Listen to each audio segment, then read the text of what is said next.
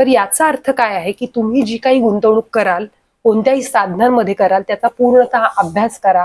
तुम्हाला चांगल्यात चांगले रिटर्न्स, रिस्क आणि रिटर्न्स दोन्हीही मिळणं तेवढंच गरजेचं आहे. फक्त विदाऊट रिस्क म्हणजे जसं की आपण आरडी, एफडी किंवा साध्या इन्स्ट्रुमेंटमध्ये करतो, तर तिथे आपल्याला रिटर्न्स, रिअल रिटर्न्स किती येतात. म्हणजे जसं आता जयेशची केस आहे आणि जयेशच्या केसमध्ये त्याला 60% परतावा मिळालेला आहे आणि त्या केसमध्ये आपल्याला माहिती आहे की इन्फ्लेशन जे आहे तेही साधारणतः 6% आहे.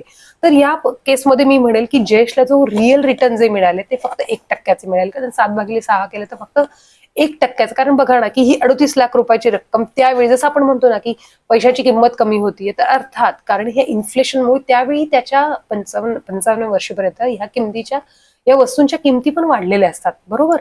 त्यामुळे त्या पैशांची काही विशेष व्हॅल्यू वाटत नाही. म्हणजेच काही रिअल रिटर्न्स जे आहेत ते 1%चे मिळालेले आहेत. त्याचऐवजी सिद्धेशला जे 12%चे, म्हणजे ही 1.5 कोटीची रक्कम, अर्थात तीही त्यावेळी थोडीशी कमीच वाटणार आहे, परंतु ऍटलिस्ट त्यांनी कुठेतरी इन्फ्लेशनला, जे काही 6%चे इन्फ्लेशन आहे ते, त्या इन्फ्लेशनला त्यांनी इथे बीट करू शकलेलं आहे, बरोबर. तर हे